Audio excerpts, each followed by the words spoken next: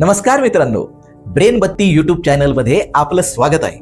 मित्रांनो, आज मी तुम्हाला सांगणार आहे अशी एक कथा जी एका जुन्या गावात आजही लोक हळू आवाजात बोलतात.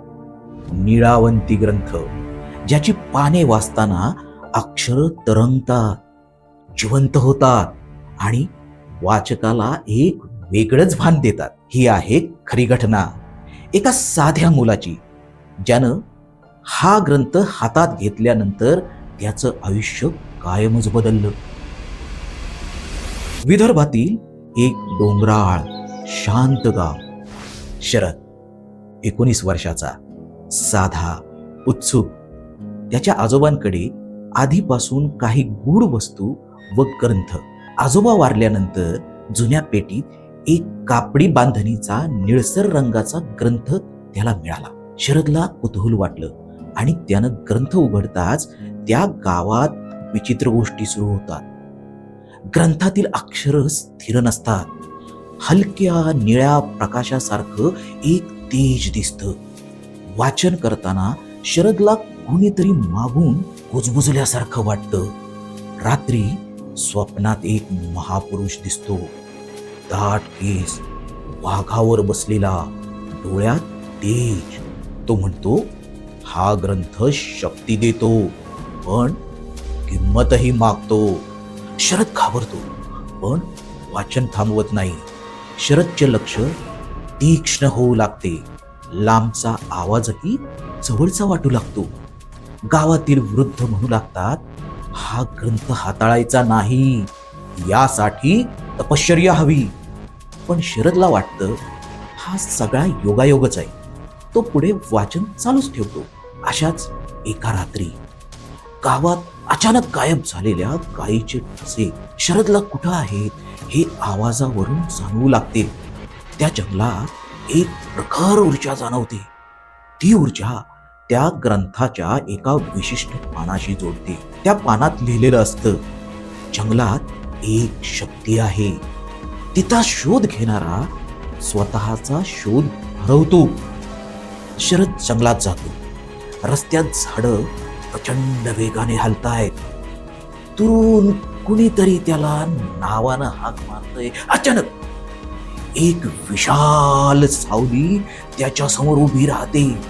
ती सावली म्हणते, तू ग्रंथ उघडलास, आता तुला तुझ्या शोधाची परीक्षा द्यावीच लागेल.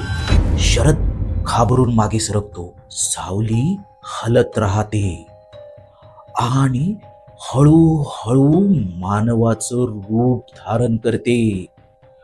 मोठे खांदे, उंच देह, निळसर प्रकाश, डोळ्यात प्रचंड तेज. तो म्हणतो, मी या ग्रंथाचा रक्षक आहे. तू हा ग्रंथ शक्तीसाठी उघडला आहेस की सत्य शोधण्यासाठी? शरद घाबरलेला पण प्रामाणिकपणे म्हणतो, मी फक्त कुतूहलाने वाचायला सुरुवात केली, पण आता मला सत्य जाणून घ्यायचं आहे. सावली म्हणते, तर मग तयारी ठेव, कारण सत्य हे जड असतं. रक्षक शरदच्या हातातला ग्रंथाला स्पर्श करतो आणि अचानक ग्रंथातून निळा धुरकट प्रकाश, वाऱ्याचा प्रचंड वेग, झाडांची पानं भोवऱ्यासारखी फिरू लागतात. शरदचा हृदयस्पंदन वाढताय. रक्षक म्हणतो, या ग्रंथातून येणारं स्पंदन तू ऐकू शकतोस का? शरदला खरंच असं वाटू लागतं की ग्रंथाच्या पानातून एक कंपन, एक आवाज, एक मंत्र येतोय. रक्षक समजावतो, हा ग्रंथ वाचताना केवळ डोळे नाही, स्पंदन सुद्धा समजून घ्यावं लागतं.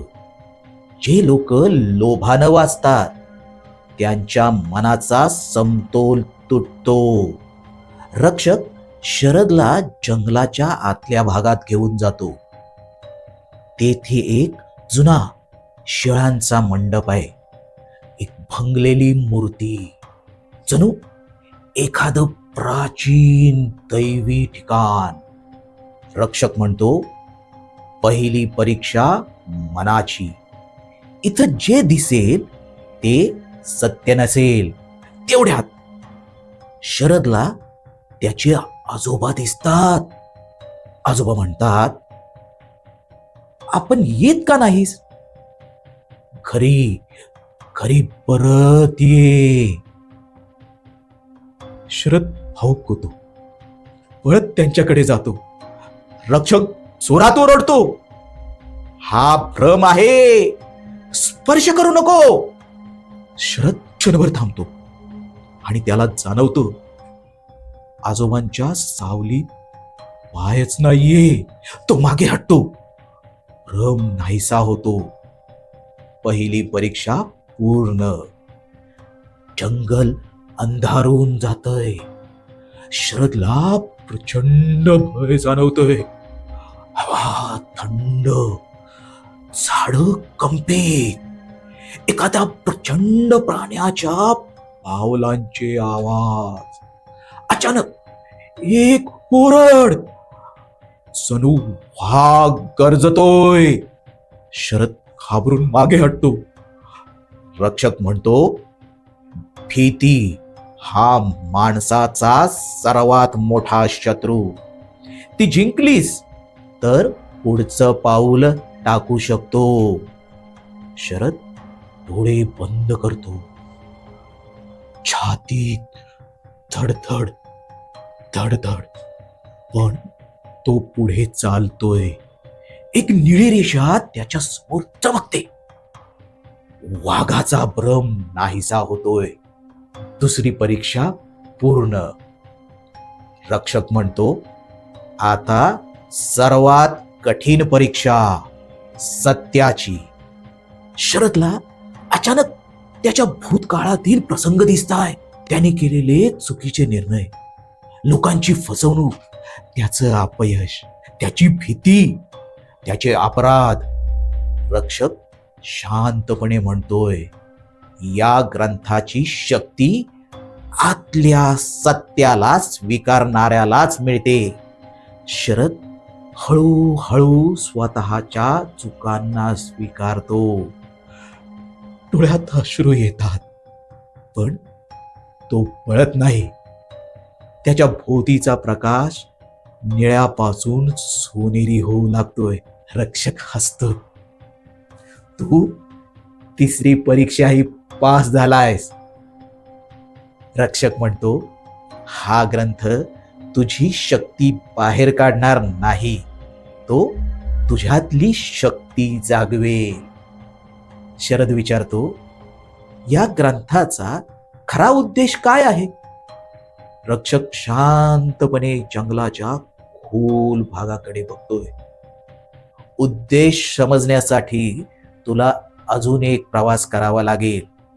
हा प्रवास शरीराचा नाही, तर आत्म्याचा आहे. रक्षकाचा देह प्रकाशात बदलू लागतोय. तो अदृश्य होतो. रक्षक प्रकाशात विलीन झाल्यानंतर जंगल अतिशय शांत होतं. हवा स्थिर, कुठेही आवाज नाही, फक्त निळ्या धुक्याचा पडदा. शरद एकटा, त्याच्या हातात ग्रंथ आहे. अचानक ग्रंथ स्वतःच उघडतो. सोनसळी प्रकाश त्या ग्रंथातून बाहेर पडतोय. ग्रंथात एक वाक्य चमकतं, स्वतःकडे प्रवास सुरू कर. शरदला एक ऊर्जा पोटातून वर चढताना जाणवतीये. जग थरथरू लागतंय आणि त्याच्या डोळ्यात अंधार. शरद एका अज्ञात जागेत उभा असतो. ना जमीन, ना आकाश, ना दिशा, फक्त आणि फक्त प्रकाश. त्याला दुरून कोणाचा तरी आवाज ऐकू येतोय, तू शरीर नाहीस, तू मन नाहीस, तू विचार नाहीस, तू जागरूकता आहेस. शरद घाबरतो, मी कुठं आहे? आवाज शांतपणे म्हणतो तुझ्या अंतर्मनात. हा प्रवास तुला तुझी खरी ओळख दाखवण्यासाठीच आहे. त्याच्या भोवती 4 सावल्या उभ्या राहतात. नापास होण्याची भीती, लोक काय म्हणतील याची भीती, भूतकाळातील चुका, अपयशाचा आघात. या सावल्या त्याला वेढतात. प्रत्येक सावली त्याच्या कानात सांगते तू काहीच करू शकत नाहीयेस, तुझ्यात क्षमताच नाही, तू चुकलास आणि कायम चुकतच राहशील. शरद कोसळतो. त्याच्या हातातून ग्रंथ पडतो. त्या ग्रंथातून प्रकाश बाहेर पडतो. त्या सावल्या वितळू लागतात.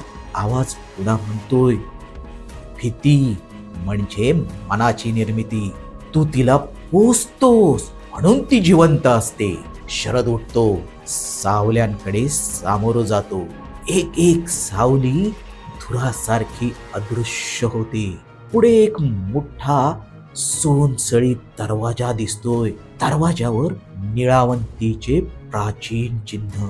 शरद जवळ जातो. आवाज म्हणतो हा दरवाजा फक्त तेच उघडू शकतात जे स्वतःला पूर्णपणे स्वीकारतात. शरद श्वास घेतो. हृदय धडधडतय.